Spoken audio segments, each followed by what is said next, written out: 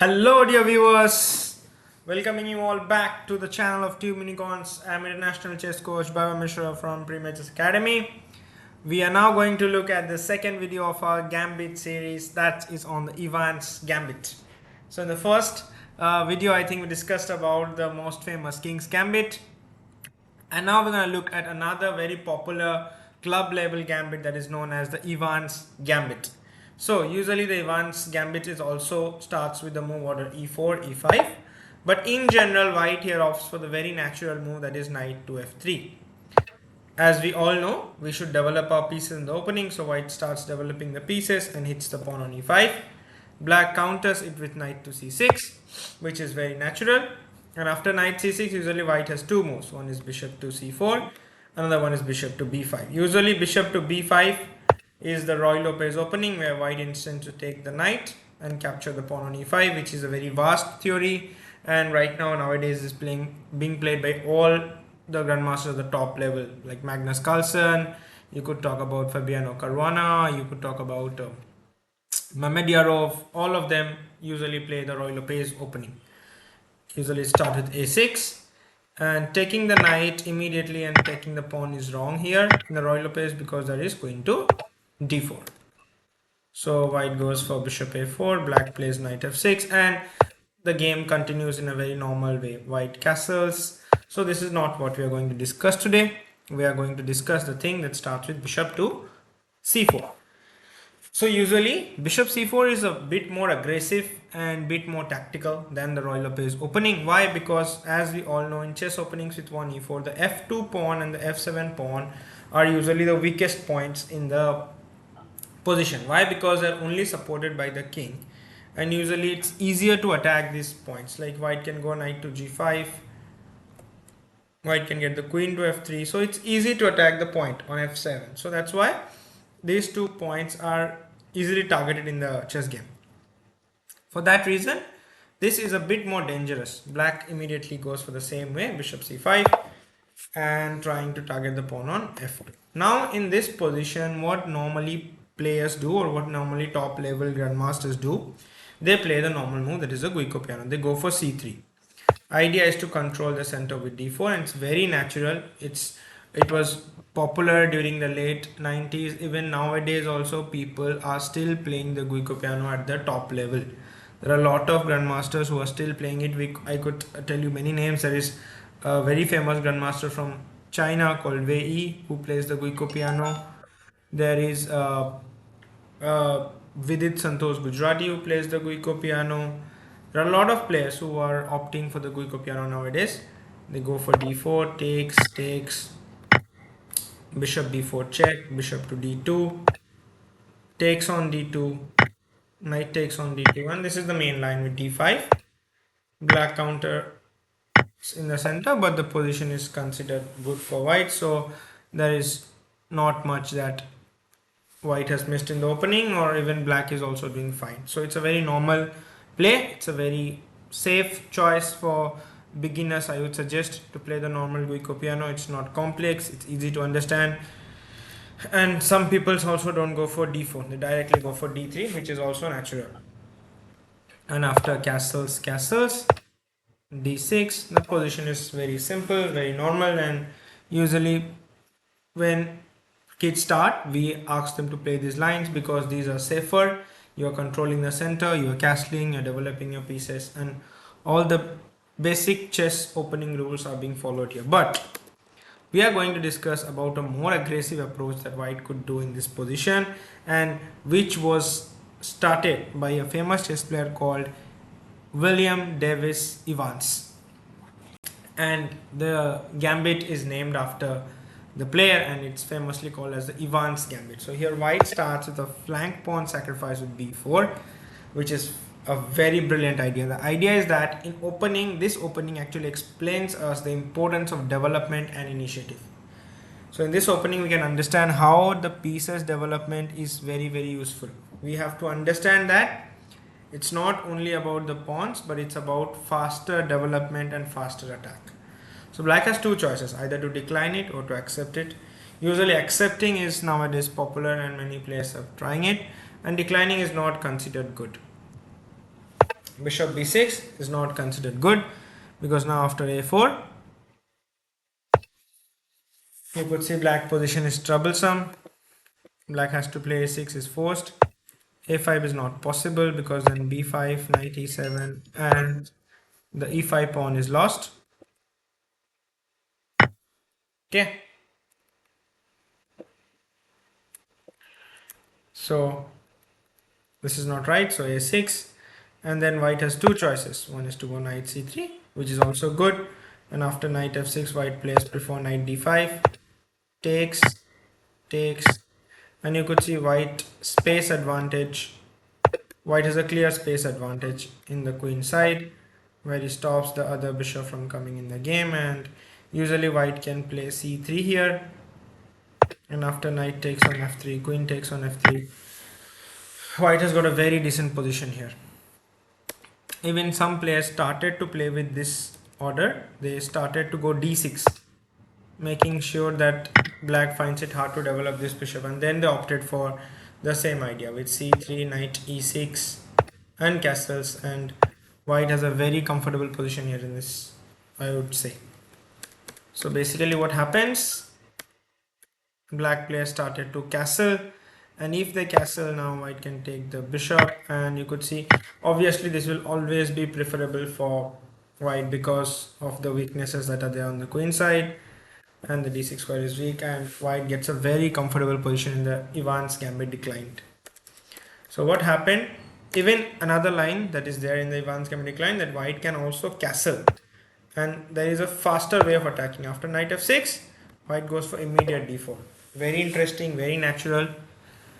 And there are three captures now that are possible. One is with the knight, one is with the pawn, and one is with the bishop. So let's discuss first what happens if he takes with the pawn.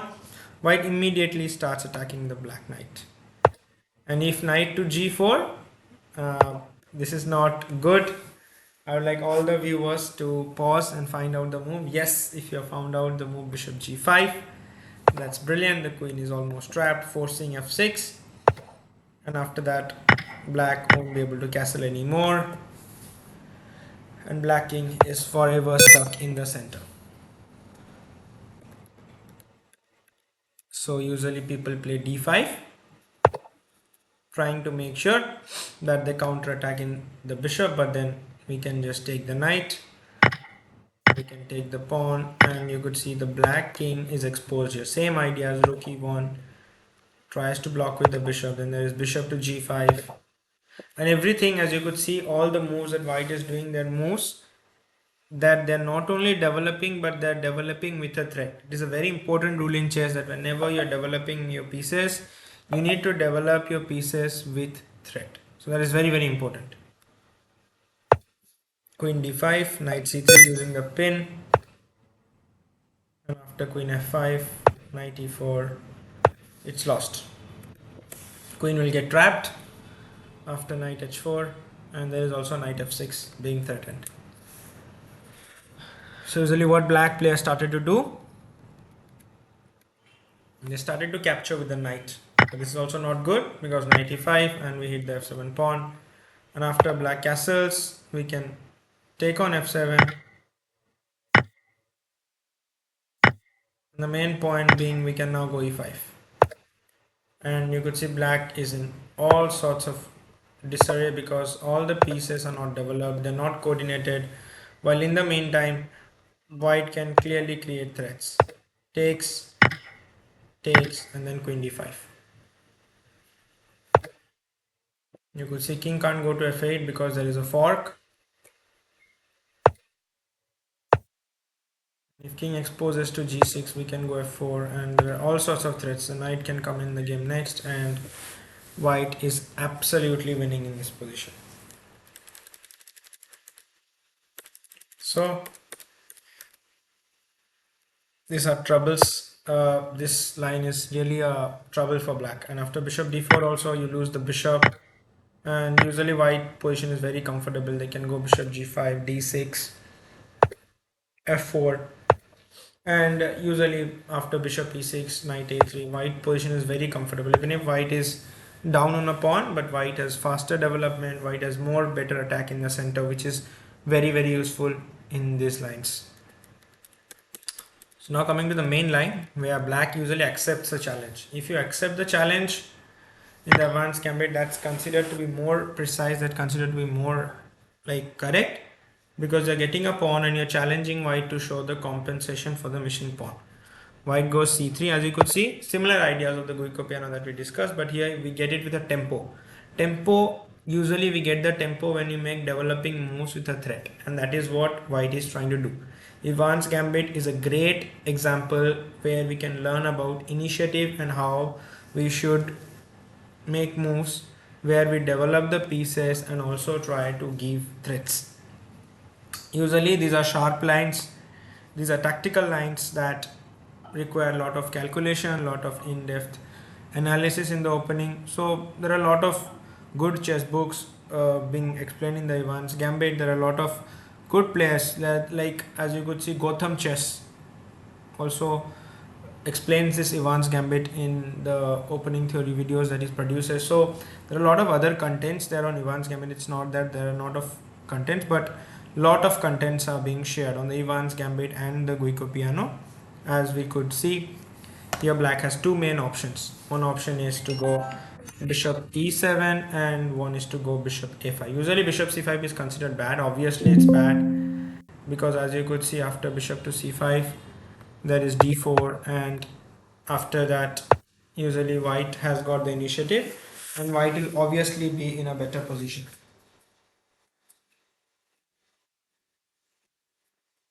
So basically this is not the line that black should prefer. Black should try to opt for something more critical, and I think the main idea here should be to go bishop e7, which is very natural. And after d4 usually black players play knight a5, d6. White usually gets back the pawn here, but black position is comfortable. The bishop has moved out from the attacking place and black finds it easy to develop the pieces because now there is no e5. Castles, castles, and black position is really okay. It's absolutely okay, and I think black is doing a great job here in this position. It's equal. Even I would say that this is the line I would recommend for all the beginners. If you are playing, this is the best thing that you could get as black. There's not much of theory here, and this is really easy to learn. There are a lot of good books also on Ivan's Gambit. I think one is produced by Quality Chess, another book is done by Michal Marine, Beating the Open Games. So these are some recommendations that I could give to the kids to learn from there, because it requires a lot of analysis. This opening is a lot really tactical, and without preparation you might fall for the traps and pitfalls that are there. So basically there is also another way of playing, that is bishop e2, but yeah, same thing. Bishop e2 is slightly more trickier because then after d6 takes, usually white goes queen a4 check, and this is why we play bishop to e2, and after c6 there is knight e5, and same idea, same plan, same idea as knight f6, white castles, and then also black is going to castle, and it's a very comfortable position. After this black wants to go b5, get the c4 square, and position is really comfortable for black. But usually nowadays the most modern way of playing the Ivans is to go bishop a5. It's preferred by Vladimir Kramnik, the current world champion Ding Liren. So a lot of players are preferring this bishop a5 line, and after d4 usually black players go ed4 is wrong, guys, because ed4 castles, and black finds it really hard now, because now if you play d6, I just take the pawn, you will find it really hard now to take the center away from white, which is what white intends to do. In spite of the sacrificing the pawn, he gets the center. That's the main point. And if you go knight e7, this is bad, because now we have knight to g5, a clear attack on the f7 pawn. If you castle, it's bad because there is queen h5 and white is clearly winning. And if you try to go d5, and also it's bad. The g7 pawn is falling, so you have to play f6, and then there is rook e1, and you could see white being able to castle first, being able to develop easily, gets a clear advantage in this kind of position. So that's why, as I told, you might lose a pawn, but in spite of that, your faster development, your safer king gives white a clear edge in the advanced gambit in some of the lines, not in all lines. So if black plays accurately, black knows the right opening theories, he's going to do really great. So usually people now started to play d6, which is a significant improvement from the old lines. And after white plays queen b3 targeting f7, taking advantage of the fact that black has not yet castled and is finding it hard to develop the pieces. But here comes the move queen to d7, an excellent move, because now after d5 knight e7 you don't get the bishop with a check because of the queen on d7. That's the idea of queen d7. So what white does, white's usually castles, but then bishop b6, another excellent move, trying to get rid of the attacking bishop. Usually you could see in Ivan's gambit, putting the knight on a5 is one important idea, because this bishop on c4 and queen on b3 are able to attack the weak point. If you can remove them from that place, the attack would go away. And that's what black is trying to do. And once the attack goes away, black easily equalizes in the game. So white goes bishop b5, pinning the knight, a6, and now the point is white is threatening d5. So black goes bishop a7. Idea is now black is threatening to trap the bishop with b5. See how black on every move, as white is giving threats, black is also trying to give threats. So giving threats is a very, very important part. Now takes, forced to take the knight, takes.